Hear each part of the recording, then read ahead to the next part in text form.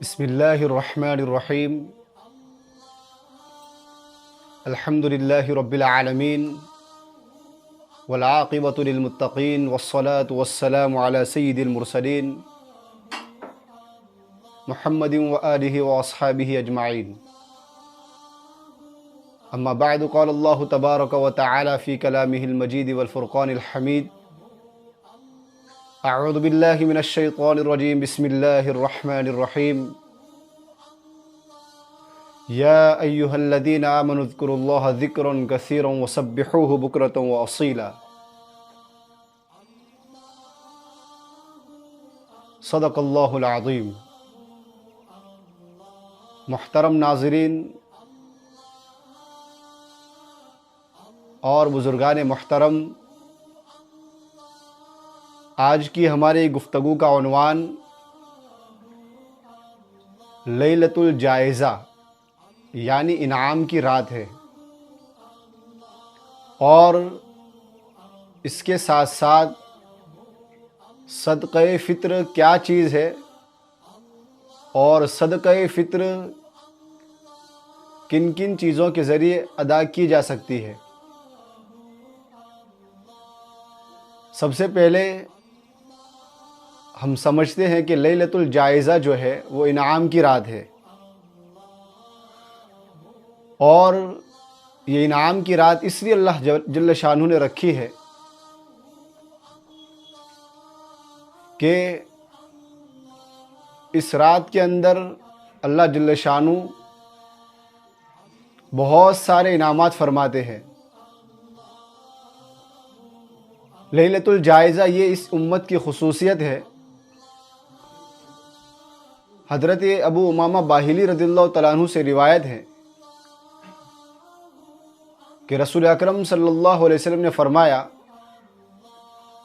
کہ جو شخص عید الفطر کی رات اور عید الاضحیٰ کی رات میں ثواب کی امید رکھتے ہوئے ایمان کی حالت میں قیام کرتا ہے، اللہ جل شانہ اس کے دل کو مردہ نہیں کریں گے اس وقت جس وقت تمام دل مردہ ہو جائیں گے۔ گرچہ روایت ضعیف ہے، لیکن اس روایت کو الگ الگ طریقوں سے بیان کیا ہے۔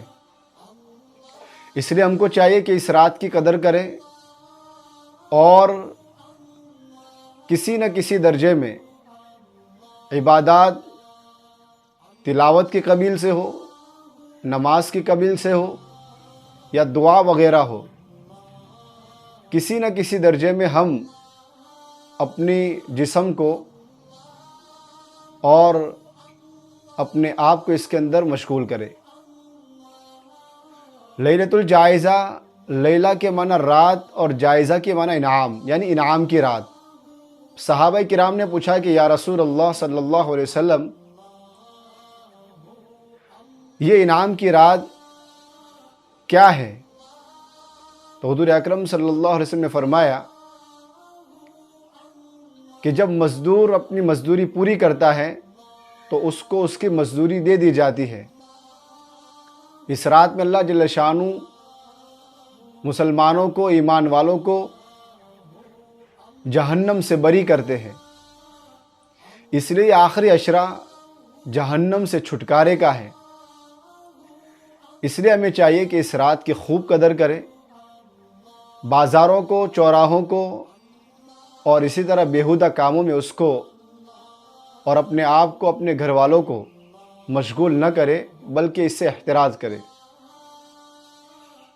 یہ باقی کچھ ایام بچے ہیں، اس کی ہم قدر کریں گے، اللہ جل شانہ پورا سال ہماری روزی روٹی میں اور ہماری جسمانی اور اسی طرح ہر چیز کے اندر اللہ جل شانہ برکت عطا فرماتے ہیں۔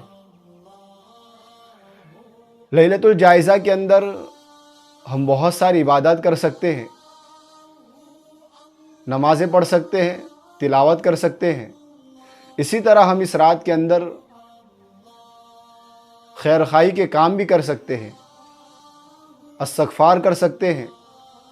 اس لیے ہمیں چاہیے کہ اپنے لیے، اپنے گھر والوں کے لیے، اپنے مرحومین کے لیے خوب دل و جان سے ثواب کی امید رکھتے ہوئے اس رات کے اندر خوب عبادت کرے۔ دوسرے نمبر پر کہ لیلۃ الجائزہ کے بعد ایک کام اور رہ جاتا ہے، وہ ہے صدقہ فطر۔ یہ صدقہ فطر کیا ہے؟ کہ آدمی جو صاحب نصاب ہو وہ اپنی طرف سے، اپنے گھر والوں کی طرف سے، اپنے بالغ نابالغ بچوں، لڑکوں اور لڑکیوں کی طرف سے اس کو ادا کرے۔ اس کو ادا کرنے کے 4 طریقے ہیں۔ آدمی چاہے تو گیہوں کے ذریعے بھی صدقہ فطر ادا کر سکتا ہے، یا گیہوں کی قیمت، یا جو کے ذریعے یا جو کی قیمت، یا کھجور کے ذریعے یا کھجور کی قیمت، یا کشمش کے ذریعے یا کشمش کی قیمت کے ذریعے اس کو ادا کر سکتے ہیں۔ جس آدمی کو اللہ نے جو حیثیت دی ہو اس کے مطابق صدقہ فطر ادا کرے۔ ہمارے یہاں ہندوستان کے اندر اور جہاں ہم رہ رہے ہیں وہاں پر خاص طور سے نہ کم درجے میں نہ زیادہ درجے میں درمیانی جو مقدار ہے گیہوں کی، 1.25 کلو گیہوں کی قیمت آج کے حساب سے 70 روپے ہے۔ 60 اور 10 70 روپے۔ تو مطلب یہ ہوا کہ ایک آدمی کا صدقہ فطر 70 یعنی 70 روپے ہوئے۔ اسی طرح جتنے افراد ہو آدمی حساب کر کے، کاؤنٹ کر کے اس کو صدقہ فطر ادا کر کے عید کی نماز سے پہلے ابھی بھی ادا کر سکتا ہے، 28 رمضان کو، 27 رمضان کو، عیدگاہ میں جانے سے پہلے اس کو ادا کرے۔ یہ تو ہو گیا گیہوں کا فگر۔ دوسرے نمبر پر ہے جو۔ ہمارے یہاں اگر کوئی آدمی جو سے صدقہ فطر ادا کرتا ہے تو 3.5 کلو کے حساب سے 210 روپے بنتے ہیں۔ اگر اللہ نے کسی کو طاقت اور حیثیت اور قوت دی ہو تو اس کو چاہیے کہ جو کی مقدار سے صدقہ فطر ادا کرے، یعنی ایک آدمی کی جو کی صدقہ فطر کی قیمت 210 روپے ہے۔ تیسرے نمبر پر کھجور ہے کہ 3.5 کلو کھجور، اس کی قیمت آج کے حساب سے 840 روپے ہے، جو درمیانی ہے۔ تو اگر کوئی آدمی کو اللہ توفیق دے تو 840 کے حساب سے ایک آدمی اپنا صدقہ فطر 840 روپے سے ادا کرے۔ اور چوتھے نمبر پر ہے کشمش، جو سوکھی ہوئی انگور آتی ہے اس کو کشمش کہا جاتا ہے۔ اس کو اگر کوئی آدمی اس کے ذریعے صدقہ فطر ادا کرنا چاہے تو اس کا بھی فگر 3.5 کلو ہے، لیکن اس کی قیمت آج کے حساب سے 1295 روپے، یعنی 1300 روپے میں 5 روپے کم ہے۔ تو آدمی اگر اس کے ذریعے بھی صدقہ فطر ادا کرنا چاہے تو ایک آدمی کی قیمت کشمش کے ذریعے 1295 روپے ہے۔ اب یہ جتنی فگر بیان کی گئی ہیں اس سے کم ادا نہ کرے، زیادہ ادا کرنے میں ثواب ہے، کم ادا نہ کرے۔